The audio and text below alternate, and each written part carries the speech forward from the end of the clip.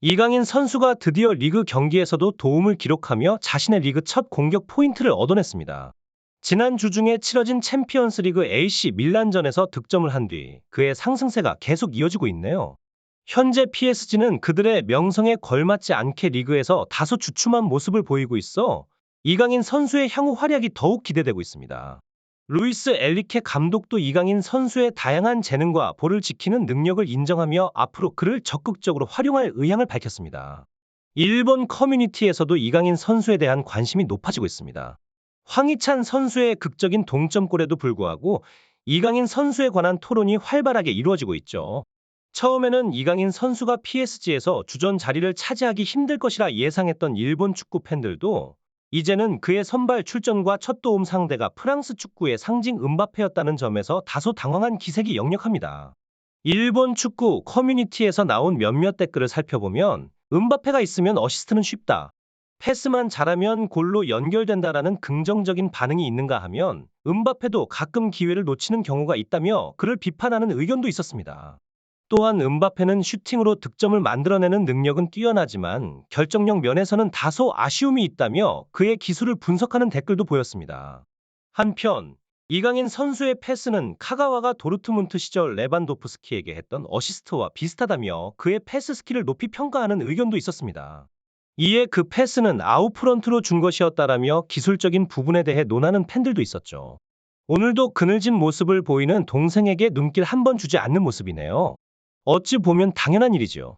음바페가 존재하는 한 쿠보도 매 경기 훌륭한 활약을 펼치고 있으니까요. 그러나 일부에서는 이건 현실과는 거리가 멀다며 비판적인 시각을 내비치고 있습니다. 음바페가 이강인을 향해 너의 패스는 필요 없어. 강인이 필요해라고 말했다는 댓글도 눈에 띕니다. 그렇다고 해도 이강인은 열심히 자신의 역할을 해내고 있습니다. 빨리 쿠보를 따라잡을 수 있기를 바라며 음바페와 이강인의 호흡이 좋아지기를 기대합니다. 이강인은 뛰어난 선수지만 이번 활약은 그렇게 대단하지 않다는 평가도 있습니다.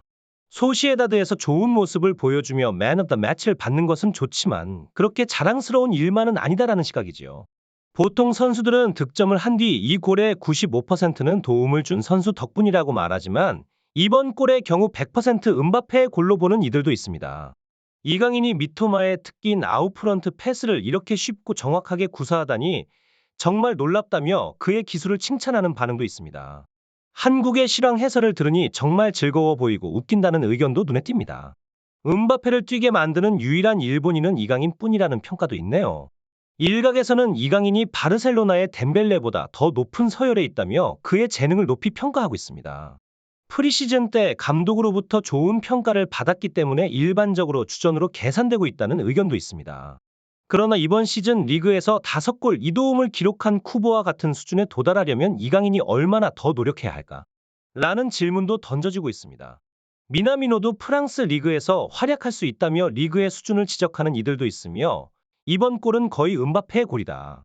한국인들은 이를 슈퍼 어시스트라고 부르려 할 것이다라는 비판적인 시각도 존재합니다. 쿠보는 페널티킥을 얻어내 실질적으로 한 골을 기록했다는 평가도 눈에 띕니다. 가벼운 경멸의 뉘앙스로 시작해 보겠습니다. 어쩌면 이것이 경멸일지도 모르지만 음바페는 분명히 자신의 선호도를 드러냈습니다. 레알 마드리드에서 함께 뛰고 싶은 선수로 나는 쿠보보다는 강인을 선택하겠어. 이미 음바페와 엘리케 감독의 눈에 들어버린 모양입니다. 레알로 돌아갈 때가 되면 나는 쿠보 같은 선수보다는 강인을 데려가고 싶어. 물론 한국 축구에 대한 부러움도 감추지 않았습니다. 솔직히 말하면 부상을 입었더라도 팀에 딱 맞는다면 강인은 쿠보를 가볍게 넘어설 수 있어. 한편 쿠보와 강인의 향후 전망에 대한 기대감도 숨기지 않았습니다. 기대되는 중국인 선수도 열심히 하고 있네. 패스를 받은 위치는 하프라인 부근, 트래핑부터 슛까지 총 6번의 터치로 상대 수비수들을 따돌렸어. 패스 경로도 좋았지만 결국 이 골은 음바페의 뛰어난 개인 기술 덕분이야. 강인이 PSG의 유니폼을 입고 경기에서 활약하는 모습을 보면 쿠보도 언젠가는 빅클럽에 가서 활약하길 바래. 물론 그는 빅클럽에서의 쿠보의 잠재력에 대해서도 긍정적인 전망을 보였습니다. 만약 쿠보가 PSG 수준의 빅클럽에 간다면 그는 어시스트와 골로 팀에 크게 기여할 수 있을 거야. 이강인의 기술적인 면모에 대해서도 깊이 있게 분석했습니다.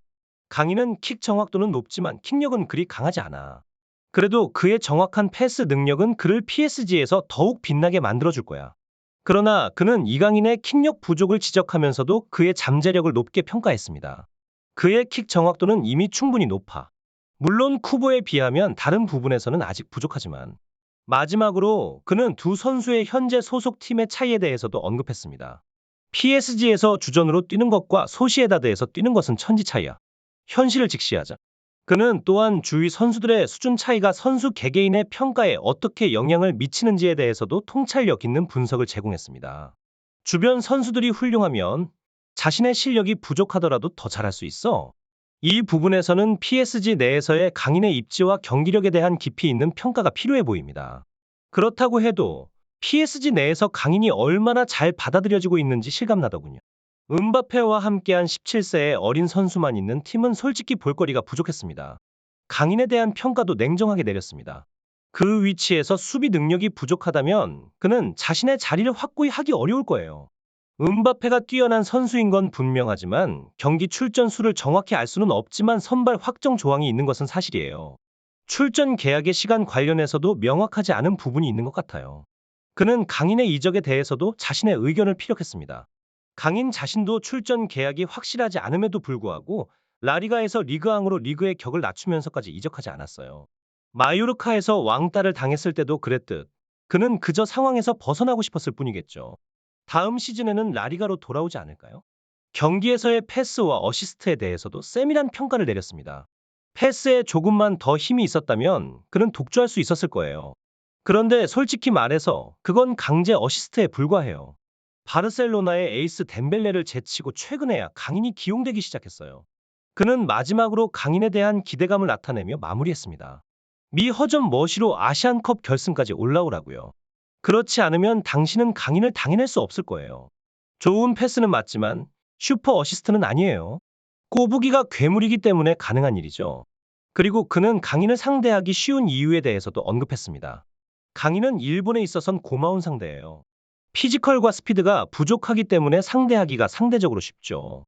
사실 현재로서는 일본전을 포함해 모든 경기에서 강인은 가장 대응하기 쉬운 선수일지도 모릅니다.